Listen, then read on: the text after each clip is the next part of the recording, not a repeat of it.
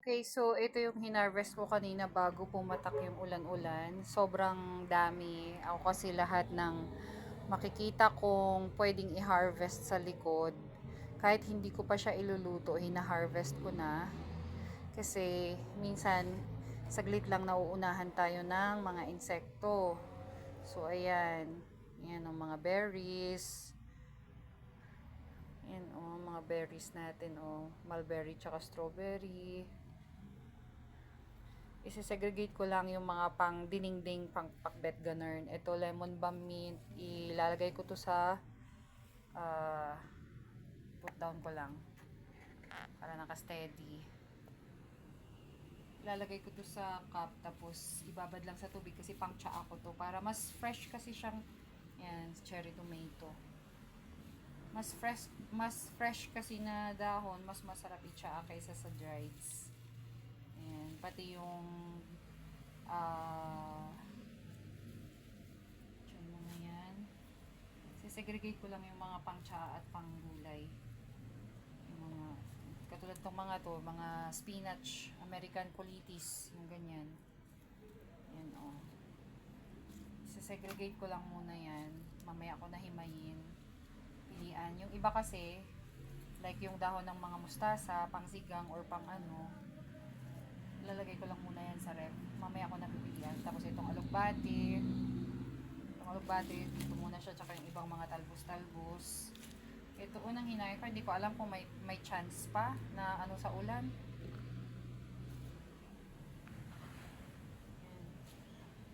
Ito yung kamatis, nasisira sa ulan. Ito, tanglad, yung puno, ibinalik ko sa lupa para itanim, tapos ito lang yung gagamitin ko. Bago ko ilagay ito sa ref, huhugasan ko na rin muna kasi maalikabok yung ibang tangkay niya. Ayan, ito colitis. Ito, wala, ano to, Madre de Agua na matataba. Lalagay ko lang dyan sa sahig kasi minangata ito ng mga alaga ko. This is healthy for poultries, animals, ganun. So, ilalagay ko lang to dyan sa sahig. Ayan, tapos ito, isa-segregate ko to. Itong mga dahon ng ito, magtabas ako ng dahon ng citronella para ilalagay ko lang dito sa sala pang ano sa lamok, pang tabog ng lamok, tsaka pampabango ng sala, pampabango ng bahay. Kahit isabit mo lang to somewhere para mag-infuse siya ng smell. Dito sa lamesa lang muna. Ganyan lang ang ginagawa ko kasi magha-harvest ako sa likod kahit hindi ko kailangan, pero pag nandito na sa bahay, ayan. To, lupo to. Ito yung mga akala nila dito sa Baguio Damo, pero lupo ito, masyado lang matataba dito sa Baguio yung lupo. Kasama yan dun sa ibang greens, tsaka alugbate. Pang ano ko yan, laswa or dinding. Ito yung malunggay, tsaka saluyot or tagabang sa amin sa Ilonggo. Ayan. Hinarvest ko na din kasi ayan, ito yung malunggay na Chinese. Chinese na malunggay ko. From time to time, kahit hindi ko siya kailangan, pinipitas ko kasi wala lang, pag nandito naka-ready. Ito naman yung saluyot ko, Japanese na saluyot. Ayan. Galing sa Iloilo ang binhi ko na ito. Buti may tumubo pa ulit. Hopefully, sana magbunga. Ayan. Ayan, o. O, diba? May pang ano na tayo, may pang laswa. Sisegregate ko lang muna, mamaya ko na ayusin at linisin. Ayan. Pang laswa. Ayan, o. Saluyot. Kaya gusto ko talagang maraming tanim dyan sa likod kasi maraming napipitas. Ito, alugbate. Ito yung alugbate na ano, yung parang hybrid or wild, I don't know. Basta alugbate rin siya. Ito sage. Itong sage, tatanggalin ko yung mga dahon para may nakareding pang tsaa kasama dito sa bulaklak ng glutamate tsaka yung lemon balm.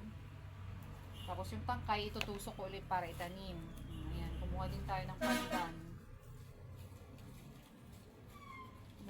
pandan. Naka-ready. Ito, pwedeng pangsapaw sa sinaing para bumango, panglagay sa sinaing. Diba? Yung sili natin nasisira talaga. Ayan, oh. Parang ang dilim. Suga muna natin doon. Pagkabango kasi yung citronella, kaya dyan lang yan muna sa table. Tsaka pangtabog ng mga langaw-langaw. Alam niyo yung mga fruit fly, madami kasi dito. Yan, sinisegregate ko lang yung mga bagay-bagay para sama-sama ang dapat magkasama.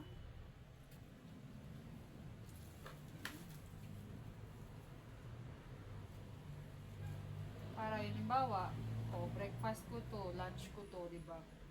Bago ko ilagay sa ref yung iba, hugasan ko na para naka-ready na pag iluluto. Parang katulad nito. Nalulusaw lang kasi sa ulan ng bulaklak ng glutamate kapag hindi hinarvest. Sayang. Kapag hindi siya na-harvest agad. Minsan kasi pag ulan ng ulan, hindi na ako nakakababa sa likod kasi maputik.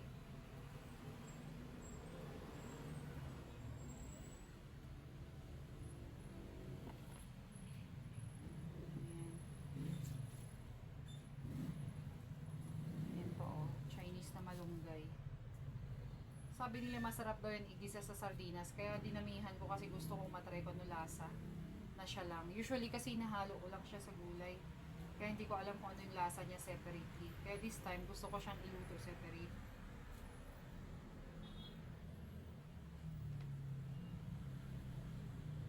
Lemon balm. Ito malugbati.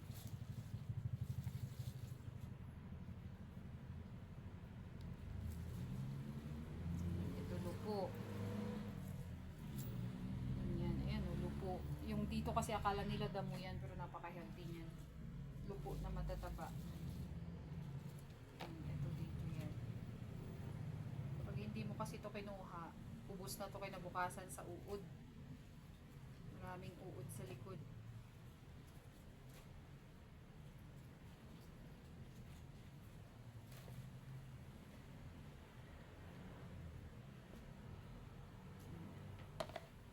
Ito labog na pula, sili.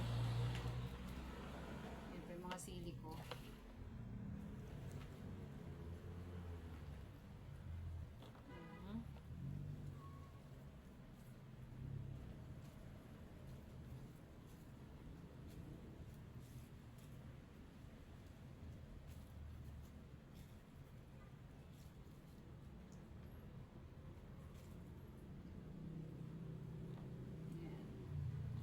Akong pang sinama. Maanghang yung sili ko na yan eh. Yung variety yung sili ko.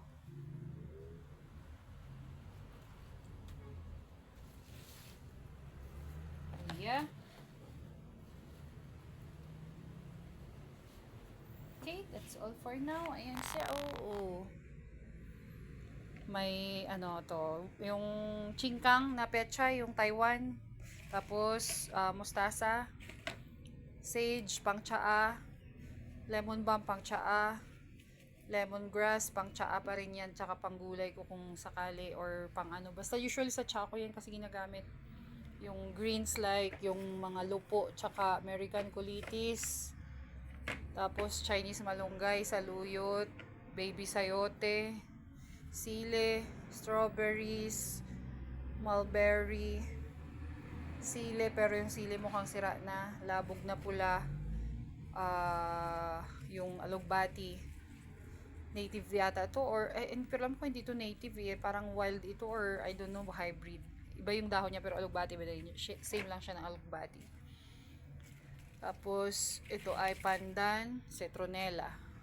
Okay, yan yung harvest natin for today. That's all for now. 9 minutes. Wala lang pang upload, gulayan sa bakuran, kaya dapat lagi tayong nagtatanim para hindi tayo nauubusan ng hina-harvest.